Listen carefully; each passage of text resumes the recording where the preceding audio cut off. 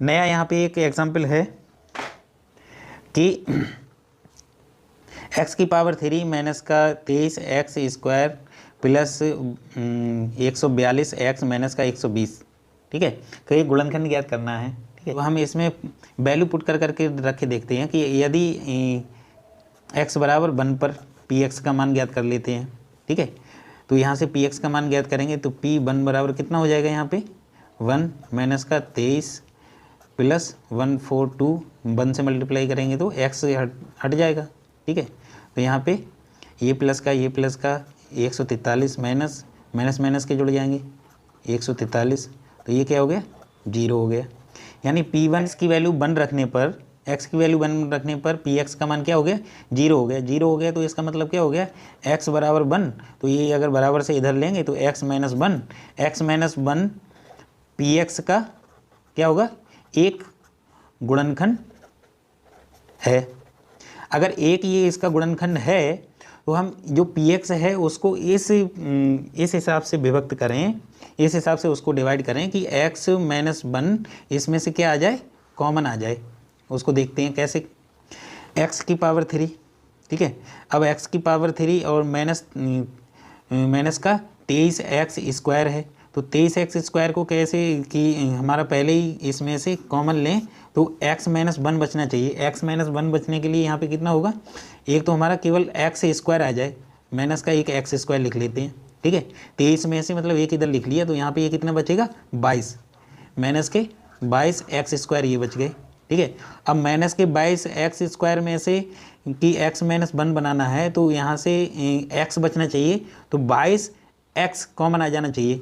तो 22 x common के लिए तो हम जो प्लस वाला है तो उसमें भी देख लेते हैं कि 22 x हमारा कॉमन चला जाए तो 1 बचेगा, प्लस इसको एक बार लिख देते हैं 22 x और प्लस इसमें से एक 142 में से 22 घटा दें, कितना बचेगा, 120 x, ठीक है, और प्लस 120, ठीक है।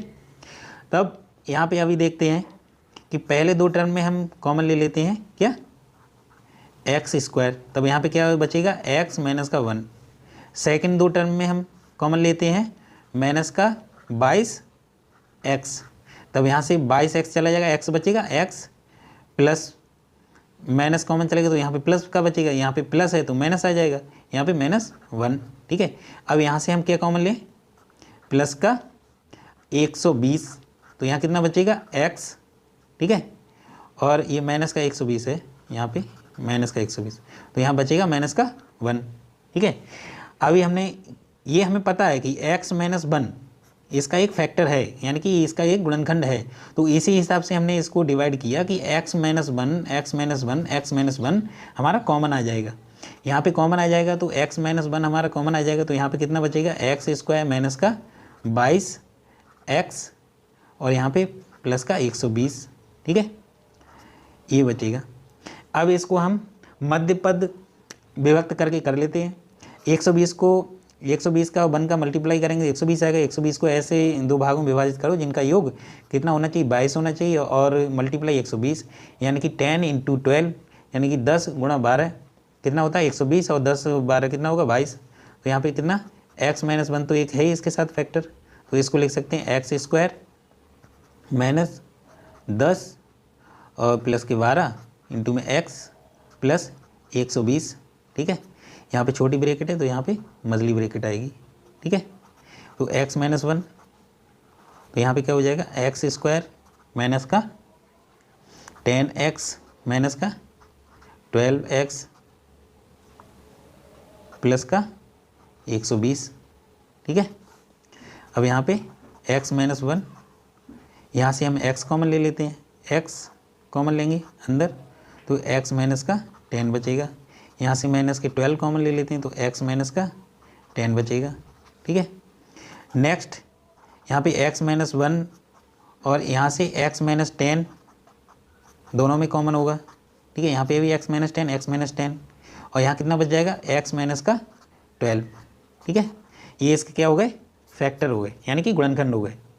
नेक्स्ट हमारा है एक, पिछली हमने वीडियो में एक बताए थे सर्व समीकरण, यानी कि जैसे x प्लस y की पावर 3 है तो इसको हम कैसे लिख सकते हैं, x की पावर 3 प्लस y की पावर 3 प्लस 3x/, इंटू में x प्लस वाई। ठीक है, तो इनको क्या है कि इसमें पूछा गया है नेक्स्ट एग्जाम्पल में कि इसका हमें मान ज्ञात करना है बिना गुणा किए। जैसे कि हम 2 की पावर अगर 3 रहता है तो उसको कैसे लिख सकते हैं, 2 इंटू 2 इंटू 2, इसका कितना हो जाएगा 8। इस हिसाब से हमें इसका मान नहीं ज्ञात करना है। ये सर्वसम्मिकाएँ दी हैं, उन सर्वसम्मिकाओं का उपयोग करके हमें इसका मान ज्ञात करना है। तो पहले हम इसको लिख कैसे सकते हैं, 100 + 4 लिख सकते हैं 104 को, और इसकी पावर 3। तब हम इसको सॉल्व करें, यानी कि x प्लस वाई की पावर 3, ऐसे ही इसको x मान लें, इसको वाई की पावर 3 है, तो क्या हो जाएगा x की पावर 3 यानी कि 100 की पावर 3 प्लस वाई की पावर 3 यानी कि 4 की पावर 3 प्लस 3x वाई यानी कि 4 और x प्लस वाई 100 + 4। ठीक है, तब यहाँ इसका अगर मल्टीप्लाई कर देंगे तो सिंपल है, 1 ऐसे ही आ जाएगा। अगर 2 0 का 3 टाइम करेंगे तो कितना हो जाएगा 6 0 आ जाएंगे, प्लस 4 की पावर 3 है तो कितना हो जाएगा 4 दूनी 8, 4 चौक 16 चौका 64, प्लस 4 3 12 और इंटू में 100 कितना हो जाएगा 1200। यहाँ पे 100 + 4 104। ठीक है, 64 और ये जोड़ देते हैं तो कितना हो जाएगा 2 0 2 0 ऐसे ही आ जाएगा, 64 हमारा लास्ट 2 0 पे आ जाएगा, प्लस इसका मल्टीप्लाई करेंगे तो 2 0 तो ये ऐसे आ जाएंगे, 12 चौक 48 का 8 हासिल गया 4, 12 0 0 यानी कि 4 आ जाएगा, 12 एकम 12। ठीक है, इसको जोड़ लेते हैं 6 4 ऐसे ही आ जाएगा। ठीक है, 4 8 यानी कि यहाँ 0 0 तो 4 8 आ जाएगा। नेक्स्ट 1 2 और 1 2 2 1 और ये 1 ऐसे ही आ जाएगा, ये इसका आंसर हो गया। ठीक है, कि इस वही सर्वसम्मिका से रिलेटेड ये सारे एग्जाम्पल हैं लास्ट वाले। गुणनखंड क्या होगा, ठीक है, हल इसको देख लेते हैं। यहाँ पे हमें कुछ रूप ऐसा दिख रहा है कि a x की पावर 3 वाला y की पावर 3 अगर इसमें मल्टीप्लाई करेंगे तो 3x² हो जाएगा, यहाँ x² है और यहाँ 3y² यानी कि 3 तो कॉमन ही है इसमें, हो जाएगा। ठीक है, तो हम इसको ऊपर वाले को किस हिसाब से लिख सकते हैं, 2x की पावर 3। ठीक है, यहाँ अगर इसको खोलेंगे तो कितना आ जाएगा 8x की पावर 3 प्लस इसका लिख सकते हैं 3y की पावर 3। ठीक है, plus x plus y whole power 3 होता है तो उसको लिख सकते हैं x² + y²। तो यहाँ पे 3 हम इसमें कॉमन ले लेंगे। ठीक है, 3 इंटू में a इंटू में x यानी कि 2x हो जाएगा।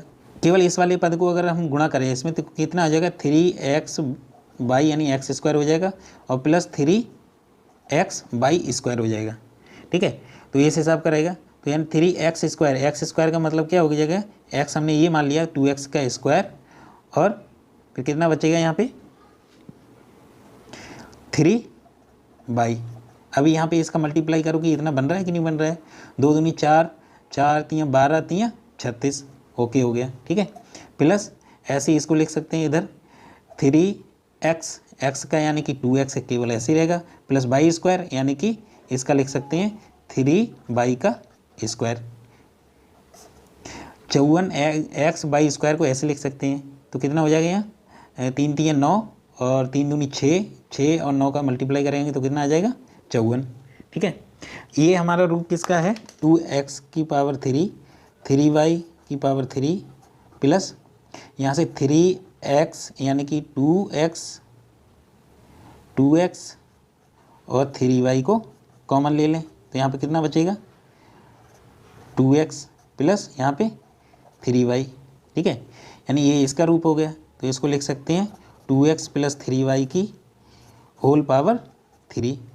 इसके फैक्टर फिर क्या होंगे 2x + 3y 2x + 3y और 2x + 3y।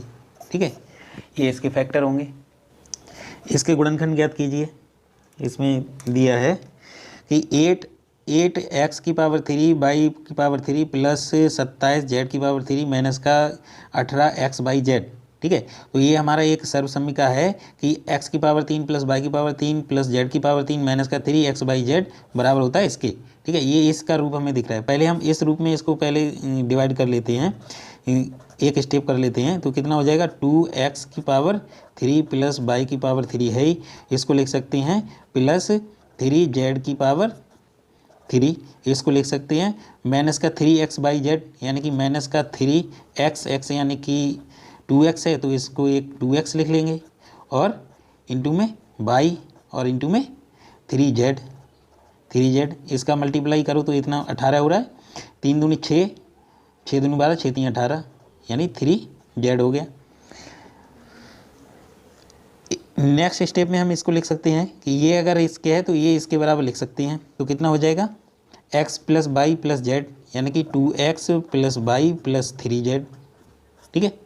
Next x square यानी कि 2x का square plus y square plus z square यानी कि 3z का स्क्वायर, ठीक है, माइनस एक्स और वाई यानी कि 2x इंटू में वाई प्लस माइनस वाई और 3 आ जाएगा y z minus z x यानी इसका मल्टीप्लाई होगा, कितना हो जाएगा 3 और 2 3 दूनी 6 जेड एक्स, ठीक है, ये हो गया।